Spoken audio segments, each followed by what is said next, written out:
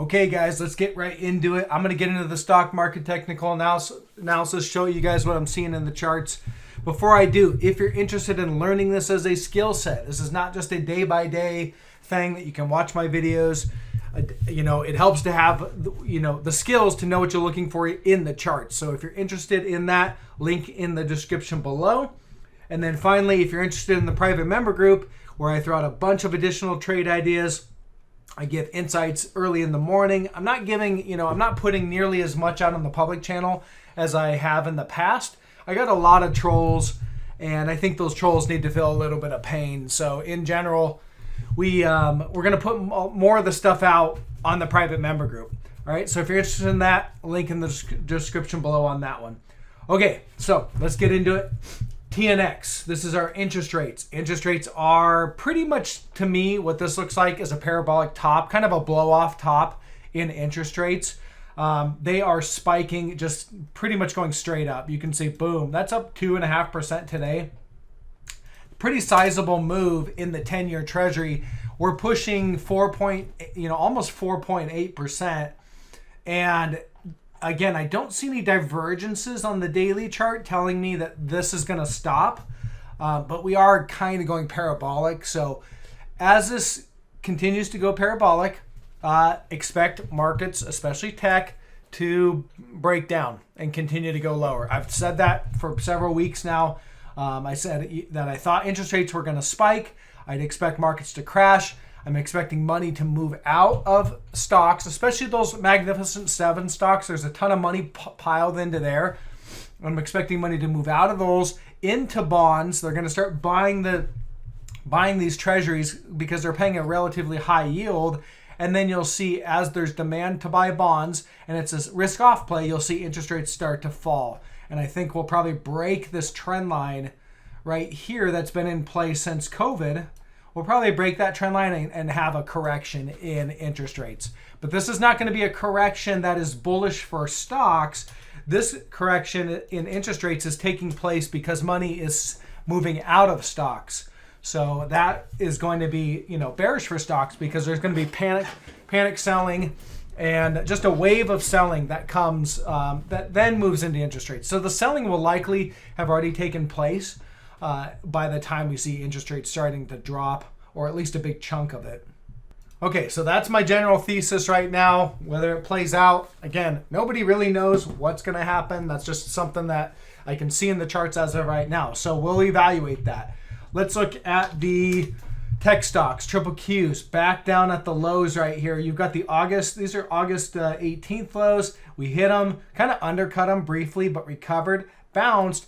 We were looking to roll up and fill the gap, and I was long for this little pop. But again, you remember a couple days ago, I think last Friday or Thursday or something, I flipped back short, and I told the private member group I was back short, and then I let the public channel know that when I put out my next video.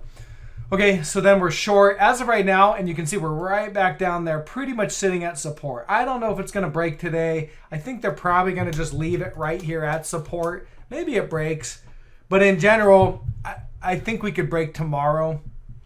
But we're right there at support, so this is where the bulls should step in. I think we're gonna break. All right, I think we're gonna break down, and probably a pretty swift move straight down to the 200-day moving average. Okay. Maybe that takes 1 to 2 days, maybe 3 days. I think it'll be a relatively swift move. Okay, that's just a micro call, so maybe I won't be right on that one, but that's what I'm looking for. So I'm remaining short on my positions. Even though we are at support, I do believe this support's going to give way because interest rates aren't subsiding. They are just literally just going straight up. So that tells me that tech stocks are coming down and going to come down hard. And then we can look at like some of these Magnificent Seven. You've got like Apple. Apple's still hanging in there. They're not selling Apple yet. Apple's, it's kind of the king of the tech stocks. So, a lot of people, especially retail, they what do they say? They own it, don't trade it, which I think is stupid. But in general, that's what the mantra is. And so in general, these people are going to be bag holders likely as Apple comes down. So we'll see. We need to see Apple start to break in order to help confirm. But then also, like, you look at like something like Amazon had some support right here today. All right, several reactions there. We undercut it briefly, but boom, nice impulsive candle. That's a sell signal. All right, unless they step in and buy it to close the day out, that is a sell signal as of right now, and that tells me we're heading lower, probably heading down to this 117-ish area. And then Amazon, when I look at the weekly chart, a lot of people say, "Oh, we're in a bull market." A lot of the trolls, and they're non-existent anymore. Look at my channel; you don't see any comments anymore. They the inverse Maven trade and all that. You don't see any of those guys anymore, and they'll show up when the market rallies, but they just kind of go away when they lose money, which is when the market goes down. This is the weekly chart on Amazon. Boom! Look at that. There's your uptrend line. All right, that's been broken. That's a sell signal. Boom, sell signal. Back test, down. Lower highs or equal highs, ready to make the next wave lower, all right, and take out those former lows in this ongoing bear market. So that is what I see there in Amazon. That thing's likely coming down lower, and a lot lower, really. Microsoft just sitting right here at support, which is about 1330-ish. Just sitting on it, so we'll see. But again, if that breaks, it's probably going to break right down to the 200-day. One of my favorites is Google. I just like the setup here. The chart is pretty clean. You've got a bearish rising wedge. You've got a breakdown with, that's really your sell signal and confirmation with the gap down. You then have a back test, which filled the gap, and it's ready to roll back over and make a new low. Heading down to 122.31. You got a gap to fill right there, so that's the next target. I like that. Gold. This is gold bullion. Here's gold futures. Down again today. I don't see any divergences. I see some support down here about 1809, but again, just nothing where we're at. So no reason to buy this. When I look at the miners like GDX could be at support. We are getting a little bit of reaction, so maybe we're going to find a little bit of support. But again, downward price channel.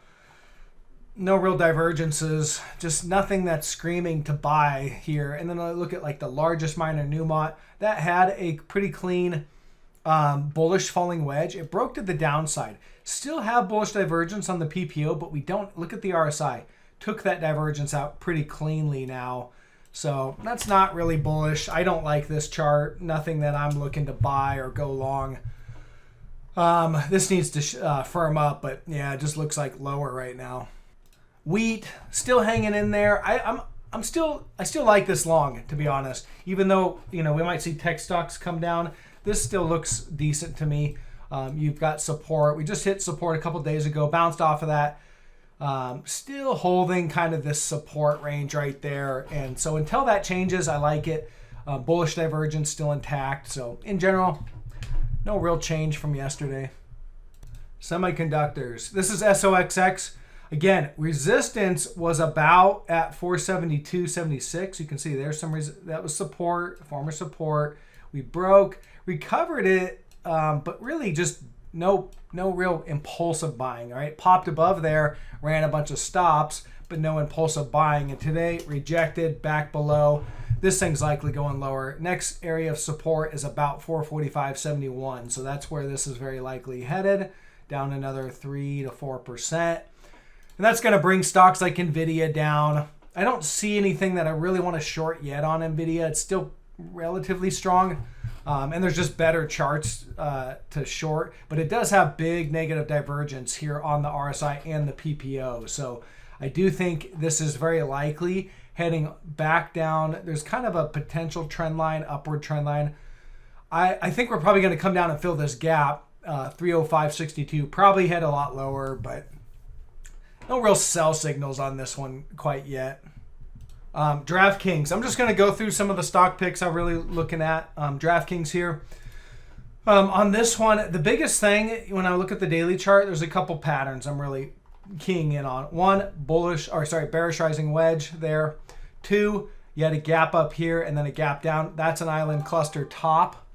And that still holds, you can see. And then we broke down and created a sell signal from the wedge and the island cluster top, back test into kind of the area where you'd expect to get rejected, all right, and then resistance right there at about 29.45, rejected, potential support right in here, It's only potential, all right? I only have 2 reactions. I can't verify that's a trend line.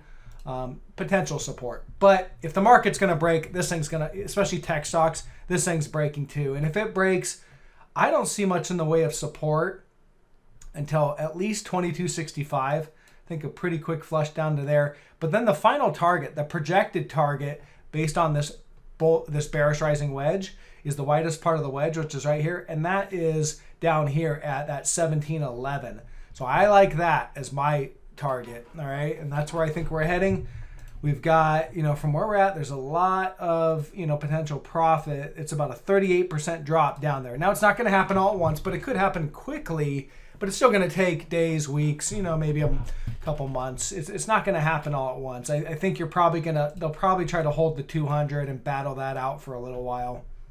Okay, here's one I pointed out to the private member group on the entry, which I gave you guys right here back on the 19th. So private member group, you can vouch for me on this trade. And again, this one just had a nice clean upward trend with big negative divergence. We broke with the sell signal, all right, kind of hit support, flagged out, it's a bear flag, and we're continuing down. So the flag that I really have is, you could take it from about right there, and that would set it. Let me kind of grab that flag, and there's your continuation. It sets us up for a move down to about 87-ish. You do have the 200, so I'd expect at least some buyers to step in, the algos to maybe step in at that 200, which is just 93.50-ish, so a little farther down. But you have this gap to fill as well. So I think you come down, hit the 200, get a little bounce, maybe a 1 day, 2 day bounce, and then you continue to roll over and fill this gap and hit the target for this trade. So still like it. This one obviously down 10% today. So from the sell signal, if you entered kind of where I did, it's already profitable by about 20% with another 8 or 9% more to go. So it's not objective to short this thing anymore. That ship sailed. But if you are short, those are the kind of the key levels I'd be watching. And MasterCard, this is one I've been covering for quite a while. This one, bearish rising wedge.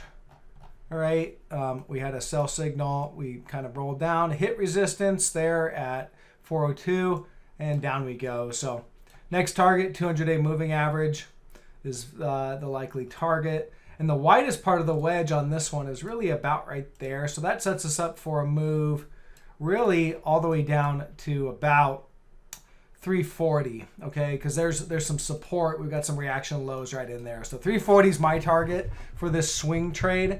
I think we likely get down there relatively quickly. But again, it's going to take days, weeks, maybe even a couple months. Okay, that's all I have for today. Lots of other trade ideas are out there in the private member group. I'm not going to go through them all here on the public channel. So if you're interested, check that out. Link in the description below. And check out my technical analysis course if you're interested in learning this as a skill set. I'm not going to teach you how to get every single trade right. Just teaching you what to look for to find high probability trades, how to manage risk, things like that. It's not a day trading course or anything like that. So check that out if you're interested, and I will catch you guys on the next one. Bye.